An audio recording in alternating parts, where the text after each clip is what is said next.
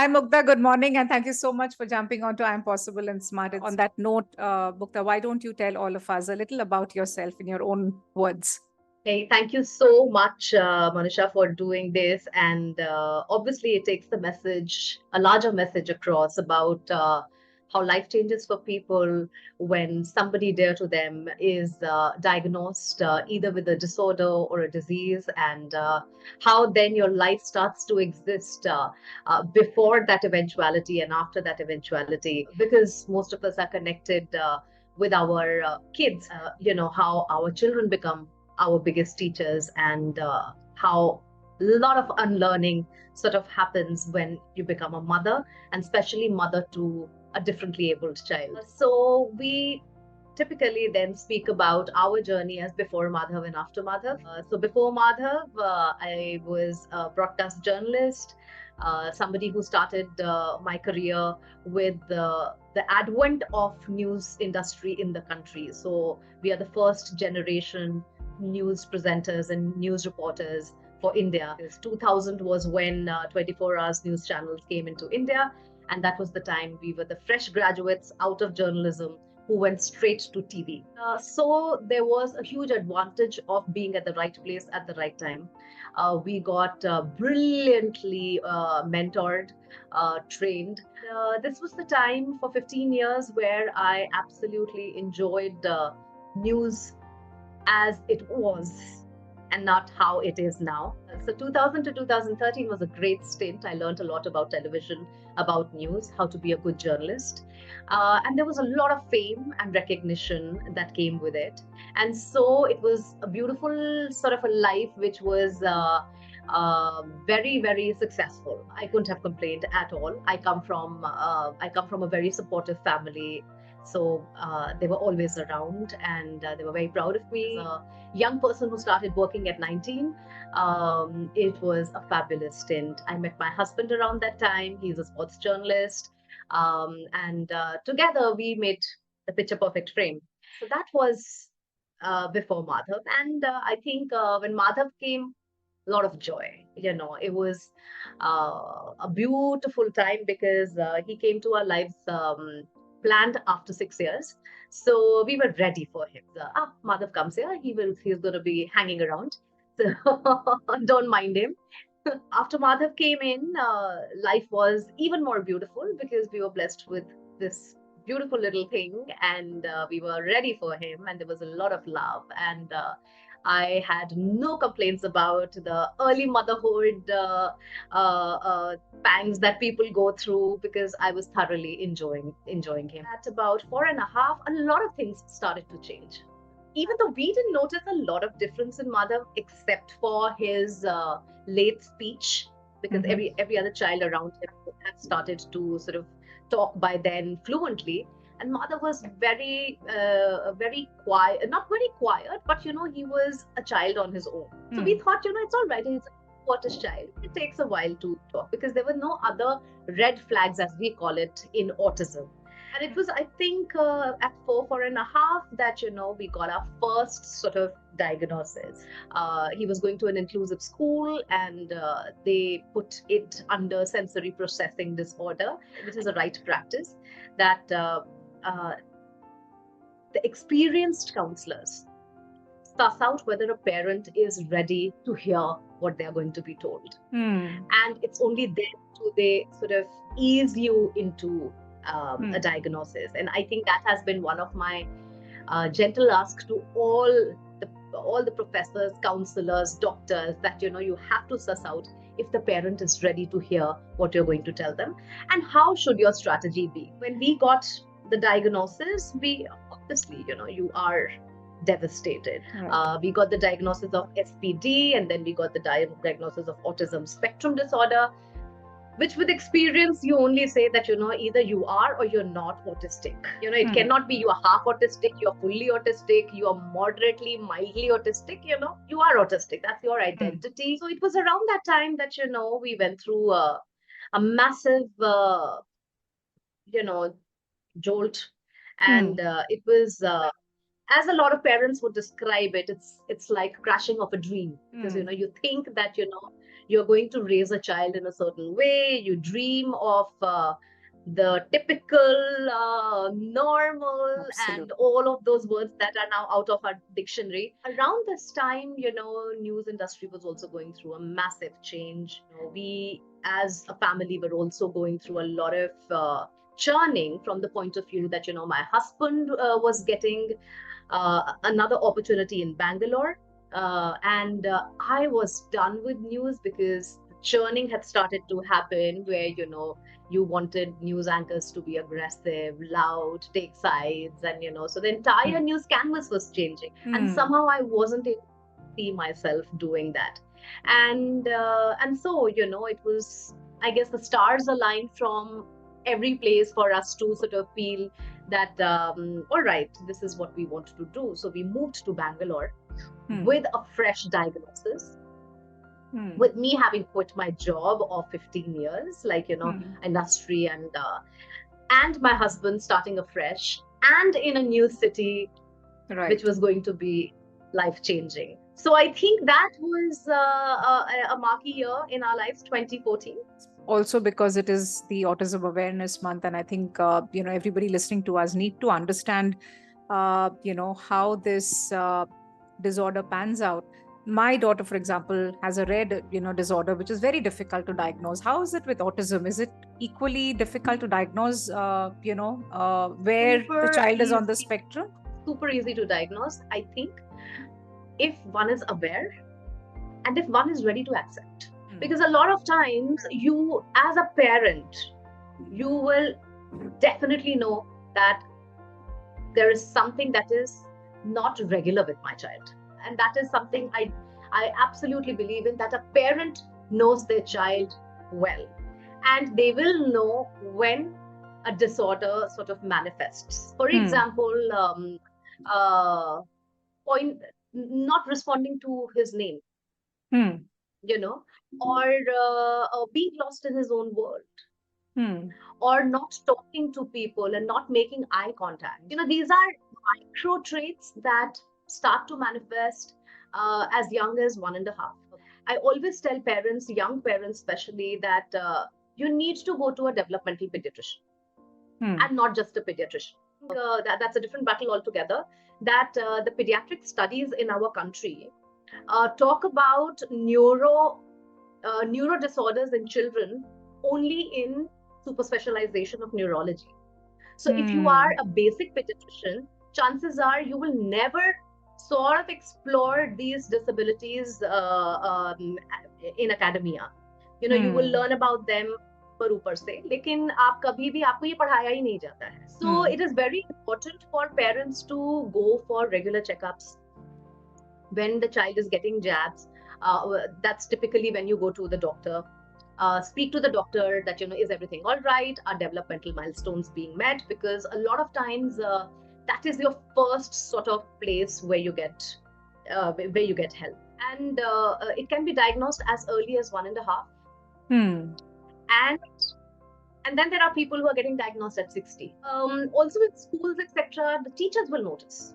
Right. They may not know how to identify a specific disorder, but a teacher will also know that this child is different than the rest of my children. The manifestation of traits can easily be spotted. It's just that parents go in denial. हमने भी late बोलना शुरू किया था. लड़का है तो late बोलेगा, लड़कियां जल्दी बोलती हैं. Or let's give it another year. Maybe when he goes to school, it will be different. Maybe when he has friends, it will be different. In a lot of cases, it will be like, let's have another child. Maybe then they will bond well. I think Bangalore, from a lot of ways, is a much better city when it comes to intervention. I think it also is a city that gives you the slowness to absorb everything. People of bigger cities are constructed a different way, I feel. And Bangalore was a city that gave me a lot of thehrav. It gave me a lot of semblance to figure out, what is happening in my life. And I think if I would have been in Delhi, where I had all the support, massive support, my in-laws were there, my parents were there, friends were there, it would have been easy for me to sort of fall fall for support, and perhaps not have explored autism in its full intensity. We didn't even have a full time somebody helping us full Right. time. And so, I was with my son 24/7, 365, and I was seeing him develop. I always say this to parents that, the first few years, you have to invest in yourself and in your child, and just understanding what the diagnosis may mean. And that's the reason why I always say that before you go for a therapy for your child, first start family therapy for yourself if you can afford it. Because it's very important to sort of understand where life is taking you. And if you can't afford therapy, because therapy is expensive in India, join support circles, join WhatsApp groups, and there are plenty. Join WhatsApp groups where senior parents are around. And that community is very strong. If you are going to write on the group, hey, I'm a new parent, I can't afford therapy, and I'm trying to find ways of navigating through this, can somebody help? 50 people will volunteer to help. And I think in my case, the fact that I was all by myself, and it was just me and my husband and 2, 3 of my very close friends who were in Bangalore, my entire world was of them and understanding Madhav. And I think those 4 years gave me a lot of insight into the disorder. I think I was able to strike a very, very deep relationship with my child. I understood him and he trusted me, because that is one of the main things that happens in autism. You have major trust issues. And also, I think around that time only, I was completely convinced that my son is going to, with special needs schools, they are going to give him more attention. They're going to understand him more. Completely understand. Yeah. But Mukta, you have over the years, while you were, dealing with your own personal situation, bringing up Madhav, you have done amazing amount of work. Why don't you tell us a little about all of that? Journalism as a profession um, teaches you a lot, and why people are required, and why some people are given that power, or given that blessing to reach out to more people. I always describe myself a journalist without a purpose before Madhav happened. I was looking at journalism more as a profession. And that was the only thing I had learned to do in life. I used to write, I used to present on television, my thoughts, articulating my thoughts, and speaking, using a larger medium to reach out to people. I mean, those were the things that I had learned to do since I was 18, 19 years old. So I had not learned to do anything else. And so when I found myself without a job, and that was a huge, and as a caregiver, I often speak about that as well, where I had a huge identity crisis, because, all our lives, our identity is related with our work. And especially for all modern working women, we don't look at, even though we are house proud, we will beautifully decorate our homes, we will try to be the best version of motherhood for our children. But at the end of the day, when somebody asks you, like, and this was a question that I used to feel very awkward about in my years in Bangalore, when somebody would ask me, what do you do? And, I would be like, what do I do? I don't do anything. I'm just a mother, and I'm just running a house, and I don't do anything else. And, and that would be like, I never ask anybody, what do you do? Because that question was haunting for me.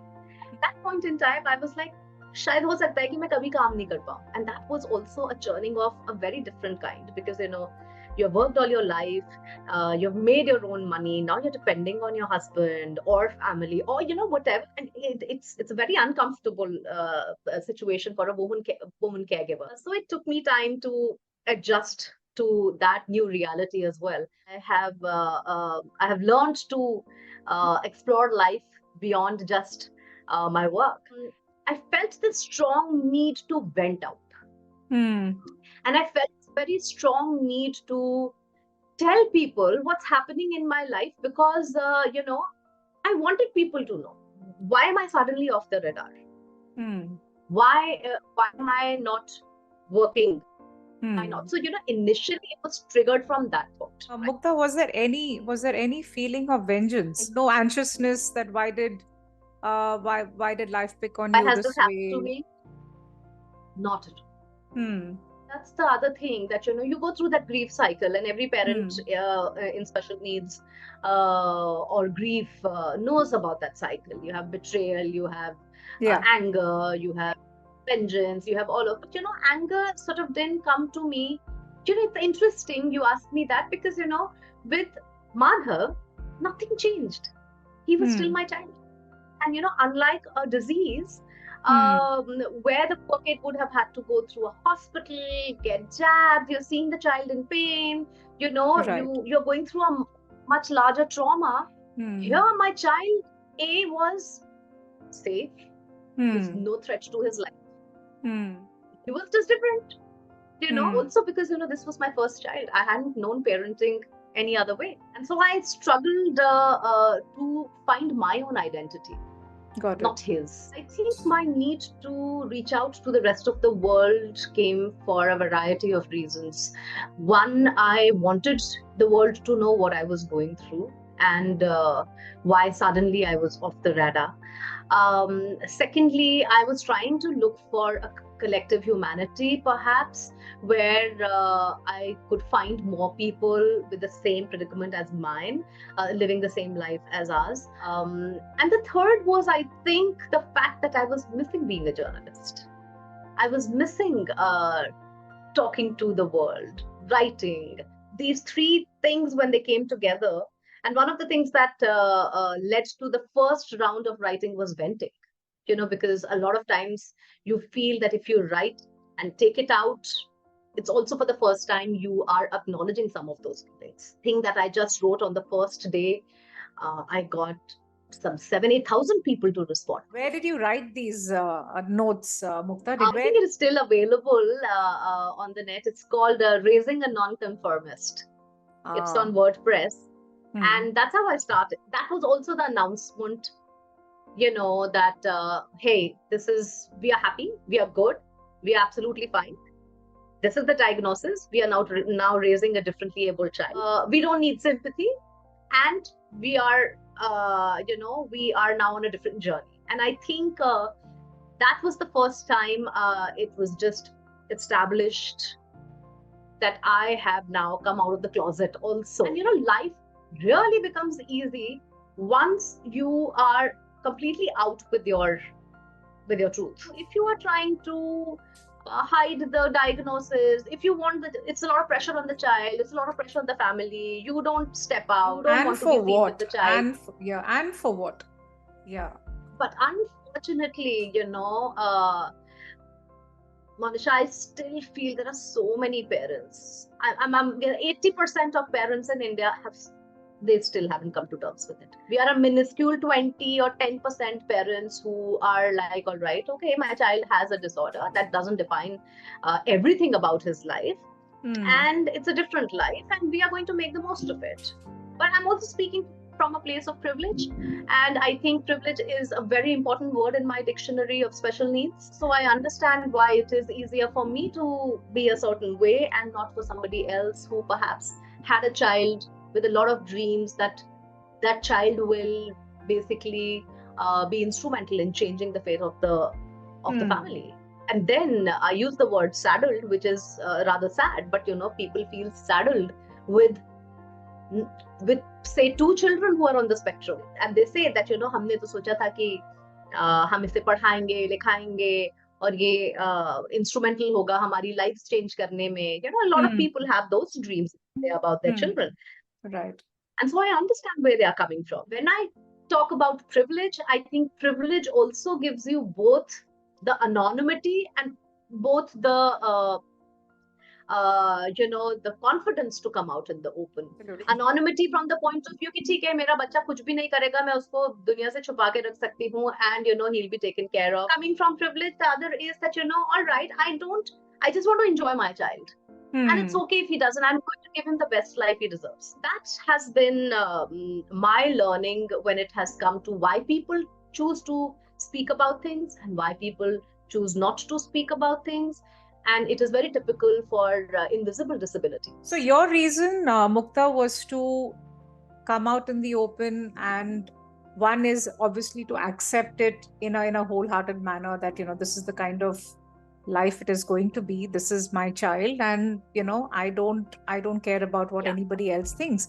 Was there any other reason for you to uh, reach out on a medium where you wanted to connect with people? Were the answers you were looking for? Was there some sort of an investigation that lay underneath all the venting? Were you trying to look for solutions? Initially, it was just venting. Hmm. Initially, it was just that. But I think what started to happen later was that, people started to read and they started to correlate, and they started to ask questions. So, for instance, if I went for speech therapy and I wrote about it, somebody from a very small गांव would write to me कि मेरे बच्चे को ये है तकलीफ, आप मुझे बताइए मैं क्या करूं, क्योंकि मेरे यहाँ पे स्पीच थेरेपिस्ट नहीं है. That's when it hit me that it is not a rich person's ailment alone. A lot of times, how doctors will tell you about oh, it's an urban disease. Oh, it's an urban disorder, right? कि आप बड़े शहरों में रहते हैं, आप you're exposed to much more stress होता है, ये होता है, But autism, as we are now finding out, is 1 in 50, and it's everywhere. And that's also the time social media was exploding. Right. Instagram came into Instagram, Facebook, everything was, and video blogging sort of started to happen. And I've always been a broadcast journalist. I've always been in front of the camera. Right.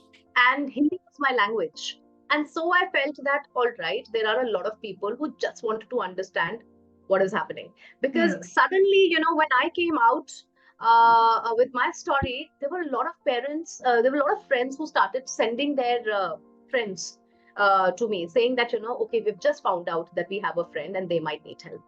Suddenly, I felt as if, there were people looking up at me, for answers, for help. That's when a lot of senior parents started to get in touch with me, seeing my story, etc.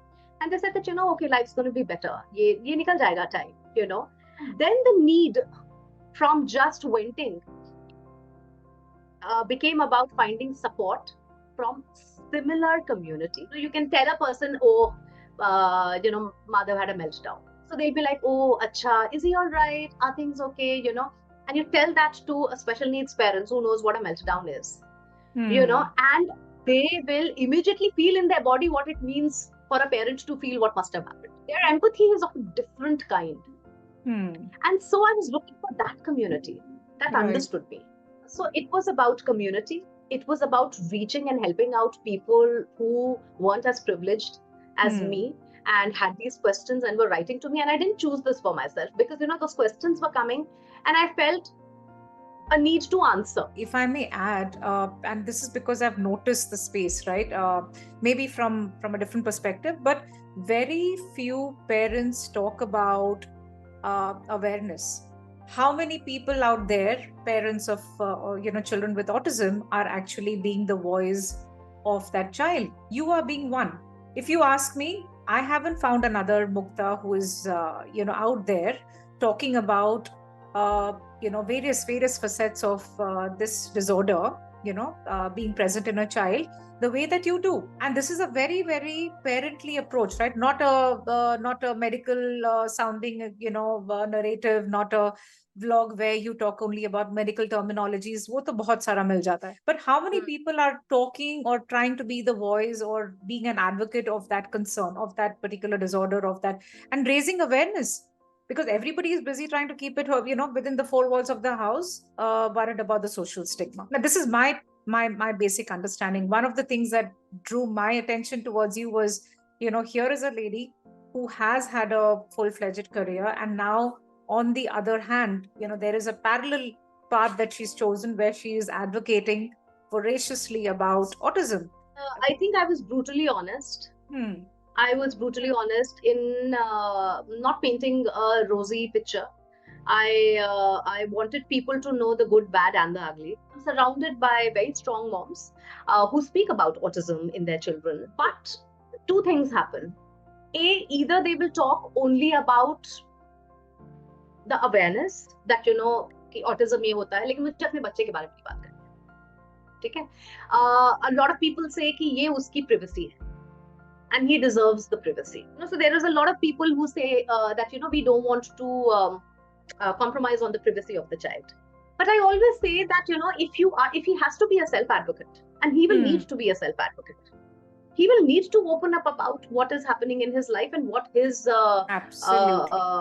traumas are living in India with this. तो वही वाली बात है ना कि अगर आपको कोई फर्क ही नहीं पड़ रहा है और ना ही दूसरे को फर्क पड़ रहा है, तो आपको भी किसी को घर घर आपको दरवाजे खटखटा के बताने की जरूरत नहीं है कि भाई मुझे ऑटिज्म है, क्योंकि मेरे को तो सब एक्सेप्ट करते हैं, people will look at me and will be like अच्छा ठीक है तो है, पर तुमको you are like anybody else, right?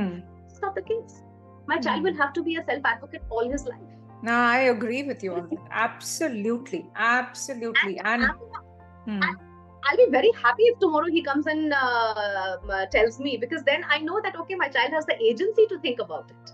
So, I can understand in those cases where the invisible disabilities are of not that magnitude and the child with therapy can get easily assimilated with the rest, And that is fine, because your struggle is your own. You don't need to tell the rest of the world about something if you don't want to. It's almost like the LGBTQ community. You can't force somebody to come out.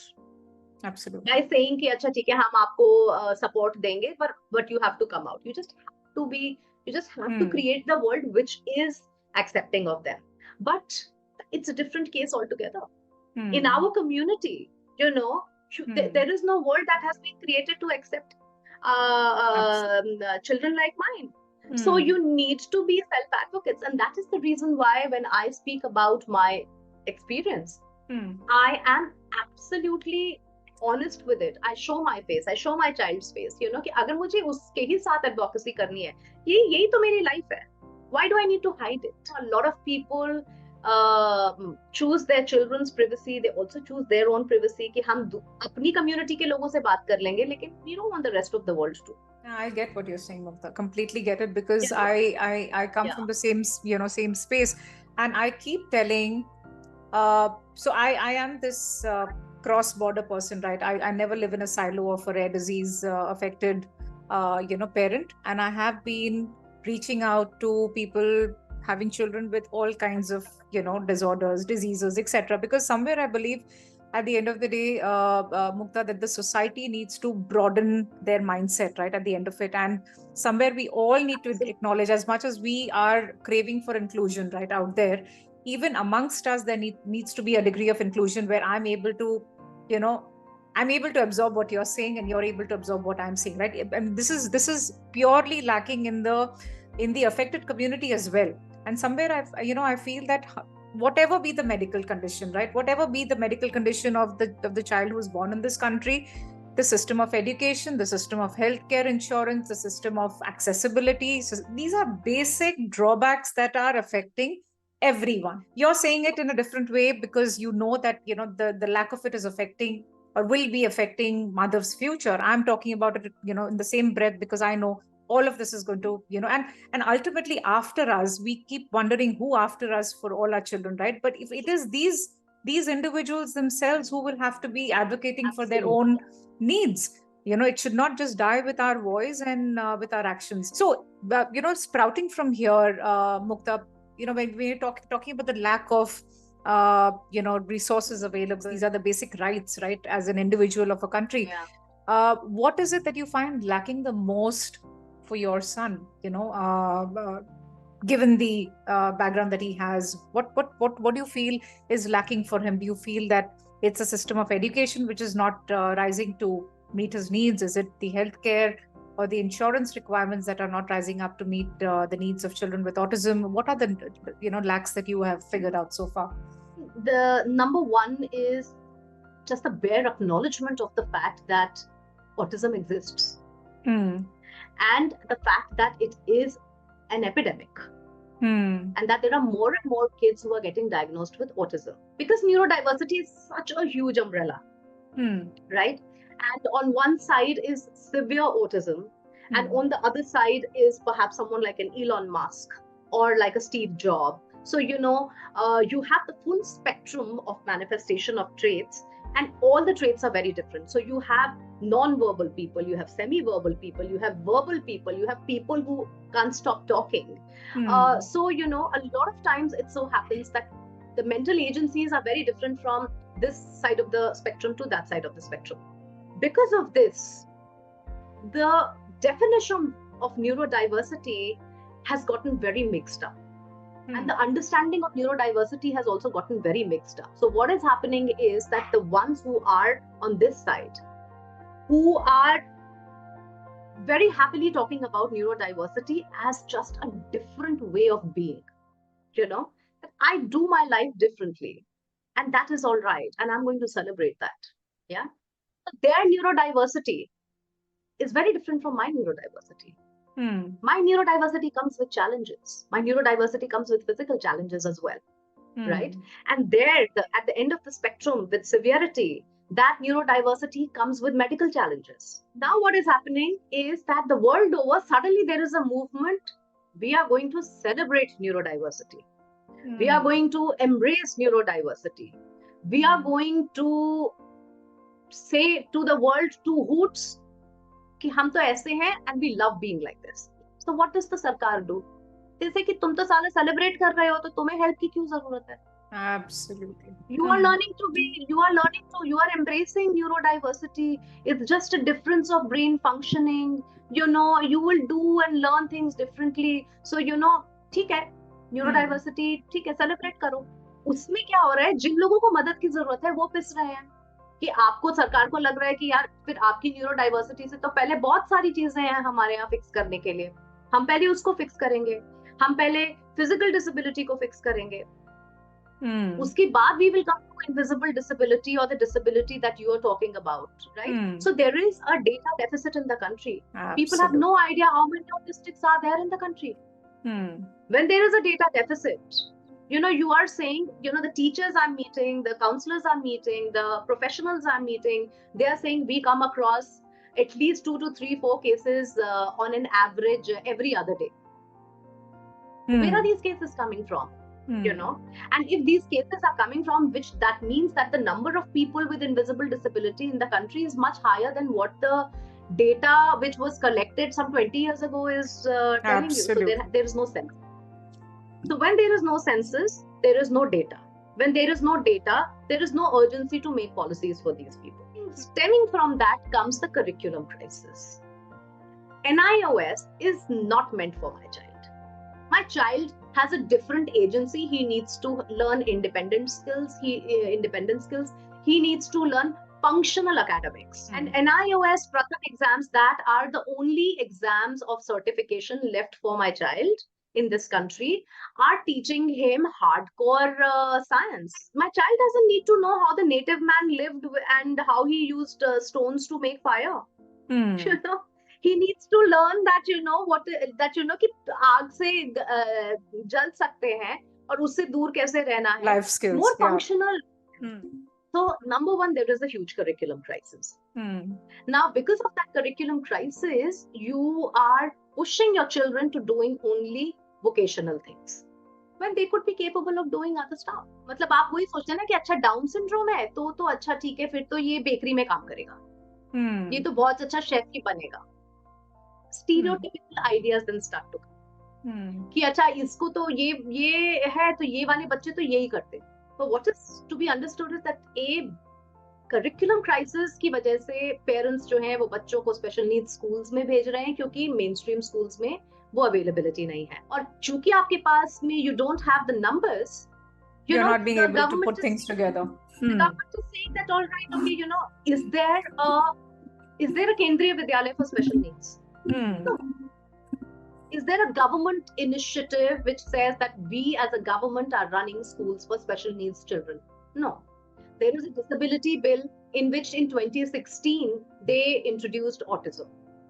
उससे पहले 2016 से पहले तो autism was not even recognized as a disability. Absolutely. But there are 21 disabilities before autism. We are in Maharashtra. Maharashtra में तो जो disability dictats हैं वो उन्होंने apply ही नहीं किया है. Maharashtra is one of the states where they haven't put this framework into place any which ways. In absence of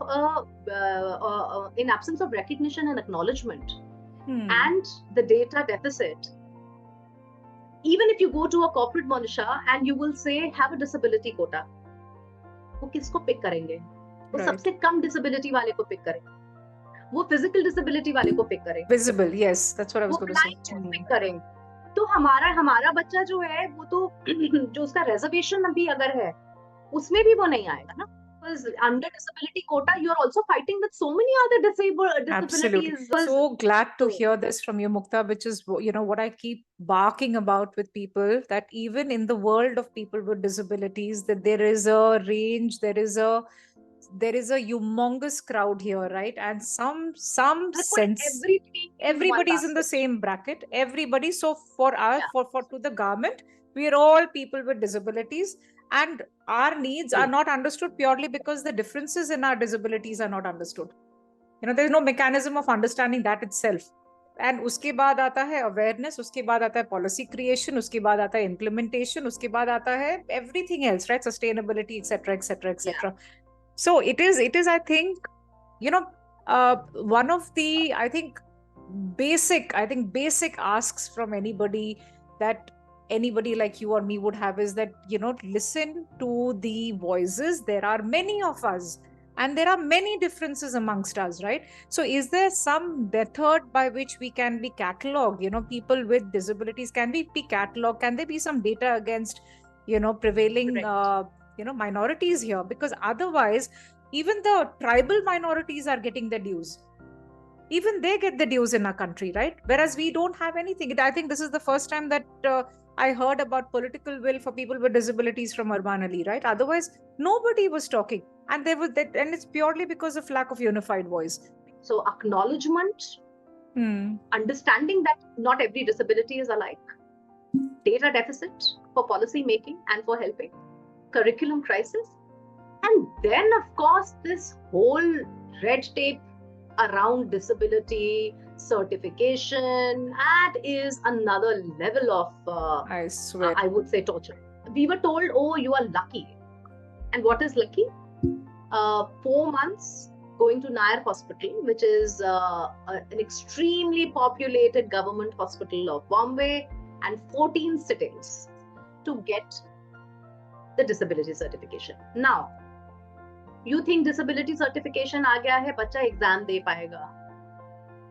अब बीच में किसी ने बोल दिया भाई UDID जरूरी है.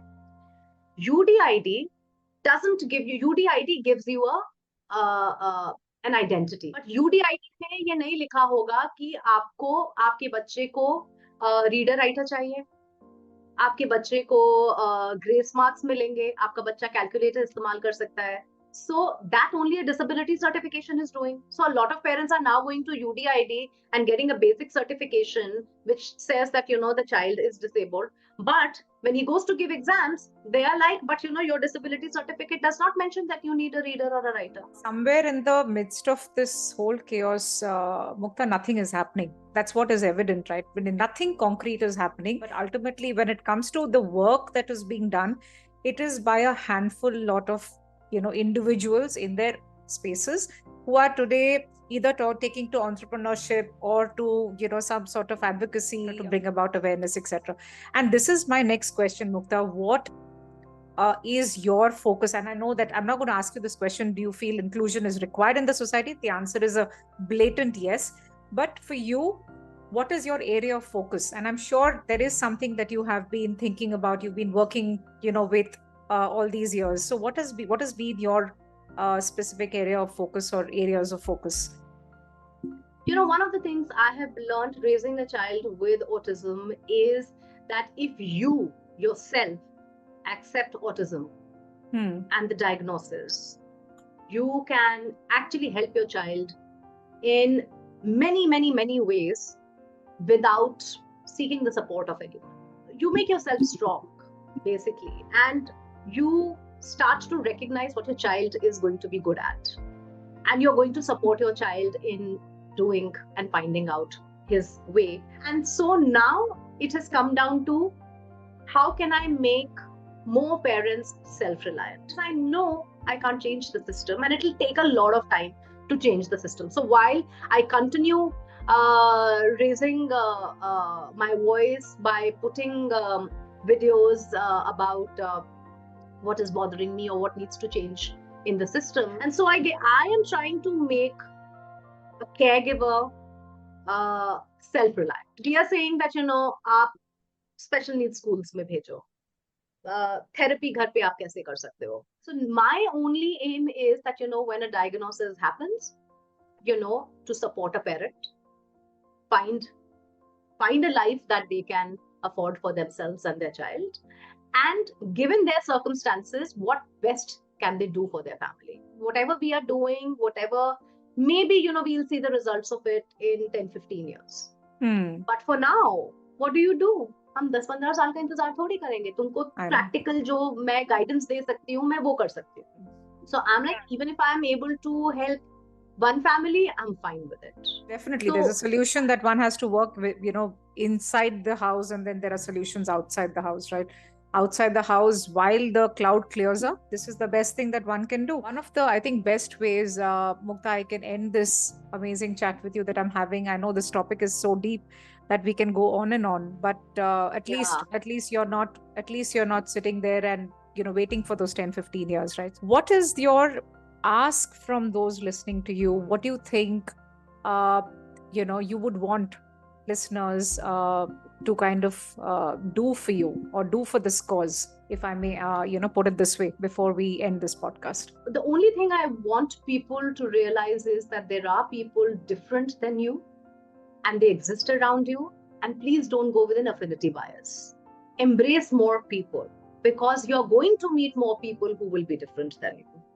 And I think when you make room for all the differences together, you will be able to navigate through life with empathy and kindness. Because if we embrace the differences and we are aware of all the differences and everything that comes with diseases and disorders and how they change people's lives, if we are aware of it, we will be better co-workers, we will be better teachers, we will be better parents, we will be better family, friends, we'll be better society. So awareness is at the heart of it. Absolutely. And acceptance and embracing is what is required, and it's not a difficult task. And I think it'll also wipe out all this, the backlog of stigma that we, culturally carry, Mugdha, in our society. And I think somewhere, while we are progressing on multiple fronts as a country, there are these areas where we are very, very behind. And I wish even the policymakers, people in the government are listening to parents like us talk, because we need to be heard only for the pure reason that we want the country to be better, not just better for our children, but better as a society, be more inclusive, create an environment where everybody constitutionally enjoys their rights. This is a democratic country at the end of it. I think some good sense prevail can only happen with awareness, like you said. If you're aware, if you know what the problem is, can you find solutions? So Mugdha, I had a brilliant I think more than an hour chat with you, and I can't be feeling more blessed for these conversations, because I think sometimes when anybody asks what am I getting out of it, and I'm saying that I'm just threading conversations together, so and you'll realize that there are so many of us, it's not just a few of us. So thank you so much for adding to the voice, Mugdha, and hope to have many more conversations like this with you in days to come. Thank you for giving me the opportunity, and more strength and power to you and Kia.